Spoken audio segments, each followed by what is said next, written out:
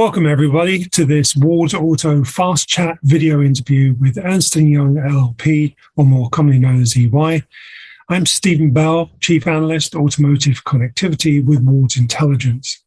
I'm joined today by Felipe Smolka, our eMobility leader for EY Americas Automotive.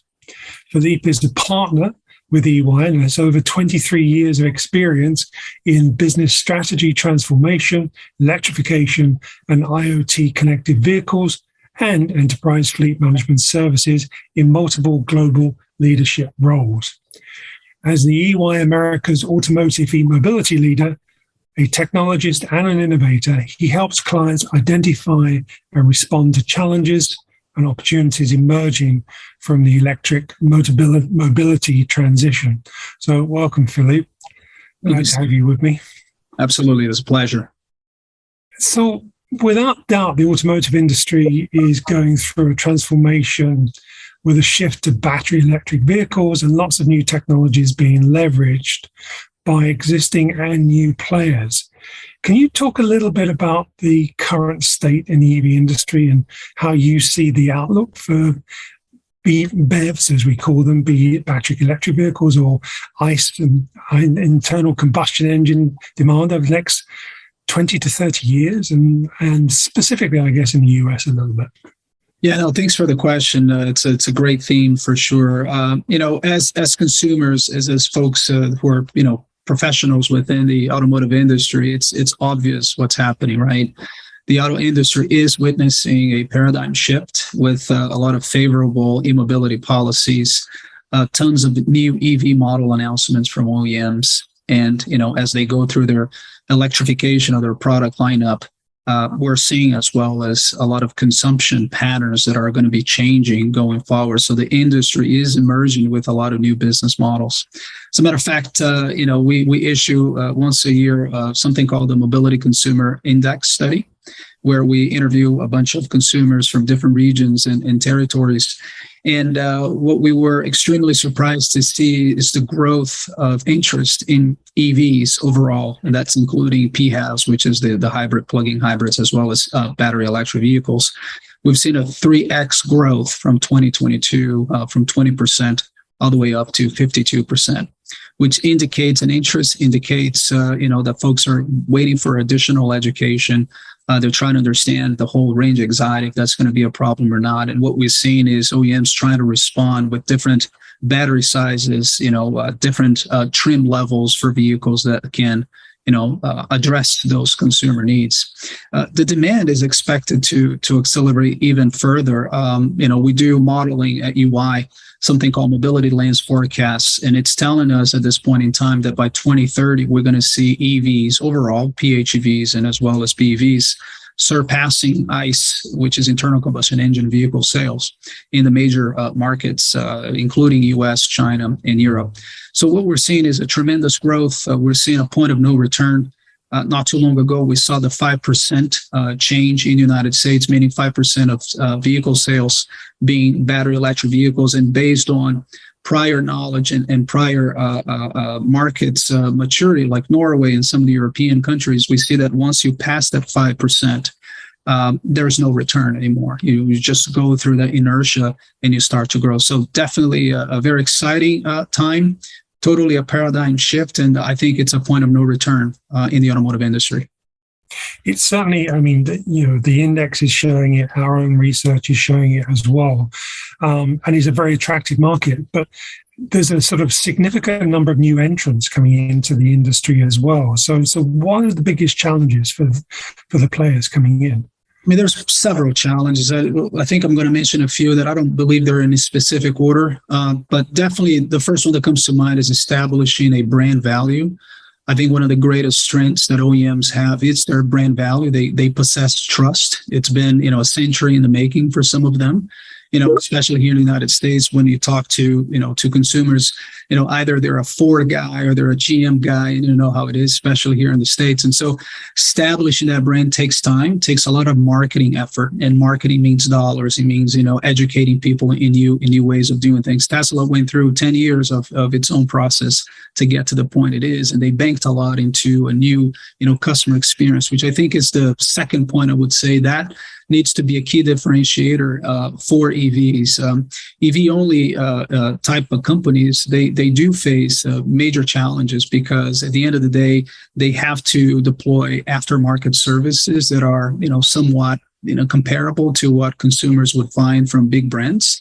And that distribution logic just doesn't exist. It requires a tremendous amount of capital. And so the repair, maintenance, and infrastructure, although it's less complex than the ICE, infrastructure, still possesses a lot of complexities and immediate challenges for the new entrants in the BEV space. Other points like production strategy, I think, EVs do have less parts compared to EV, but at the end of the day, they also require lots of technology and software to be on top of that. And I think that production component, and when you think of hardware coupled with the software side of the house, if you don't have the right volume as those large OEMs have, what you tend to get is off-the-shelf products from the partners that you select. And that off-the-shelf, call it a limitation, does somewhat impact your design, your ability to do what you need to do in the marketplace, which then affects the kind of quality and the experiences that you want to deliver to your client as well. R&D capability comes out as another very important component. I mean, we see, the amount of power that an OEM has as they transition from the engineer on the ICE engines to the electrification side of the house. I mean, this is that alone, and the partnerships they have with Tier 1 definitely creates walls for new EV entrants to come in the marketplace and allow them to interject, allow them to have a voice with the Tier 1 and not be second or third in the communication chain. So they, instead of developing their own trends and their own needs, they're probably going to be taking, some of them are going to be taking some of what's already established as standards. And as you know, the automotive industry takes a little time to get changes done. And so that's probably one of the challenges. I think a couple more things. I think supply chain expertise, as we think about battery and the battery value chain. I mean, OEMs are experts in the supply strategic sourcing side of the house. They've been working with mega providers and Tier 1, Tier 2, Tier 3 suppliers for, many decades. And to master that science is difficult.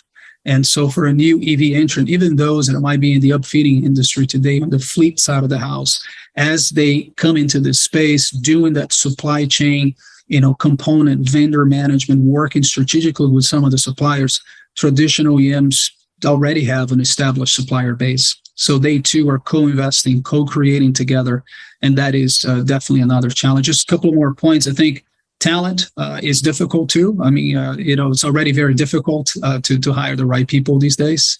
We all experienced this post-pandemic, the kind of, the challenges with, just finding the right talent for your company, especially in a space that's new. So finding the right people with the right skills these days, it's definitely a very difficult choice to do. And again, that brand component with a large OEM tends to attract potentially folks coming out of university, folks that, have an opportunity to help develop a specific product. And I think new entry startups do have that challenge as well. How do they attract the right people, and how do they scale as well could be a potential challenge. I think those are some of the major challenges that comes to my mind in terms of barriers to entry, if you will. But there's probably a few more, if I had to say, Steve. Yeah, well, I mean, I think in what you've really done is dimension the dynamics of that paradigm shift for both sides, for the OEM and also for the new entrant, but also for the supply chain and that ecosystem that's going around.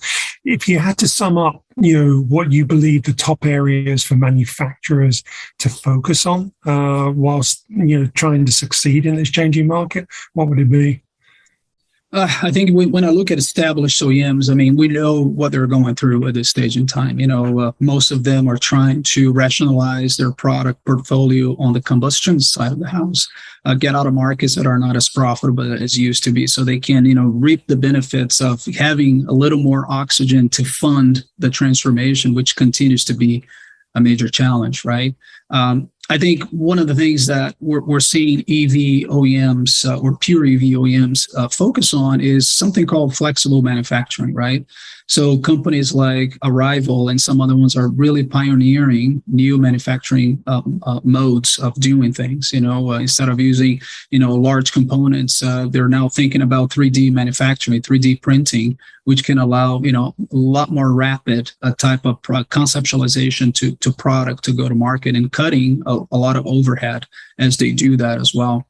I mean, as you think through, meeting the ever-changing customer demands. I mean, a lot of the OEMs right now, the established ones, they need to catch up on the technology side of the house. I mean, those that have experience in the vehicle, like Tesla, for example, they know that the vehicle truly is a technology platform. A lot of bells and whistles, a great mobile companion app, and the experience that goes end to end is well cut, right? It's well defined, it's well designed. And especially when it comes to the charging side of the house. So if you think an EV and the integration to the charging network in a, call it a seamless and very useful way, is one of the areas that we feel the OEMs need to be focusing on when they're competing with EV only players. I mean, if you just think again, just on the technology side of the house, the new entrants will have the latest technology. They understand that the product might not be the actual wheels or the engineering behind the wheels, but it's definitely the experience that goes inside of the vehicle. There's a lot of new discussions about what the vehicles are going to be looking like in the future, but the reality is people will go for technology first. What we thought was, one of the major reasons to buy an EV, close to the sustainability, low emissions, all of the good stuff. What we found in other surveys is that people really like the technology. The technology seems to be what triggers them to go into these new latest, types of vehicles, because they can experience that design, that component of the design. I think, overall, there's also, challenges around investment. I think large OEMs do face that. I mean, as they come out to market, one of the challenges, can they make that turn? Can they do this in a way that is profitable to them? I mean, most of them are hemorrhaging money at this point in time to be able to do what they need to do. And so continue to find support in call it the public markets, right? For equity market, for example, continues to be a challenge because, the valuation of these new EV players compared to established OEMs, many would say it's ludicrous, but this is what the market's willing to pay for that sort of market cap.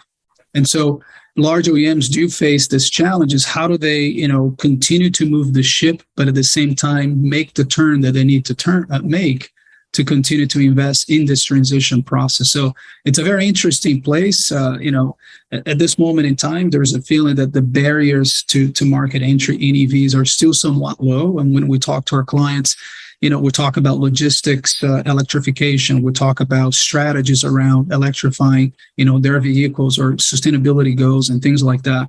The first thing they will say, well, are there any vehicles to buy? Right? Can I actually do this at this point in time?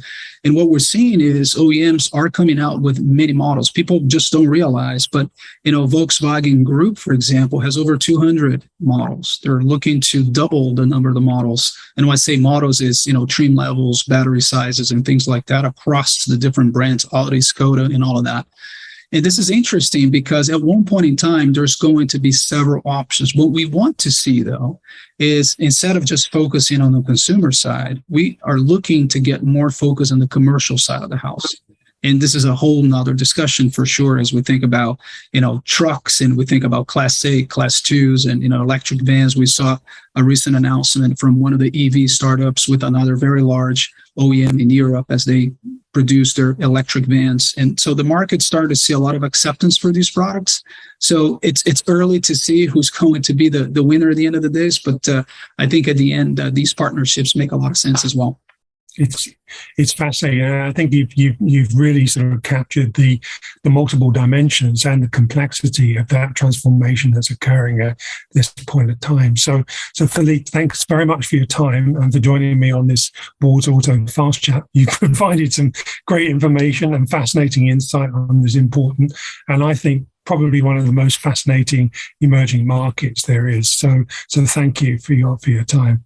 It's a pleasure. It's a great topic. We'll love to come back and talk more. Thank you so much.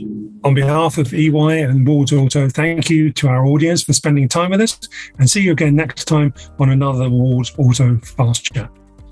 Thank you.